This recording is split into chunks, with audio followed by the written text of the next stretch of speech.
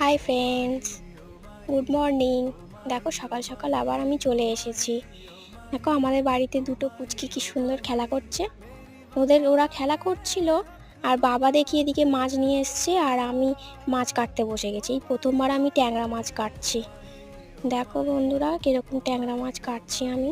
ট্যাংরা মাছ কাটা শেষ হতেই আমি সব আনাজগুলো কেটে ফেললাম। রান্না বসাতে হবে, অনেক বেলা হয়ে যাচ্ছিল, রান্না করতে হবে। কি তাড়াতাড়ি আলু কাটছি দেখলে। দেখো আমার রান্না এবারে হয়ে গেছে, মাছের ঝোল আর চচ্চড়ি, দেখেছো।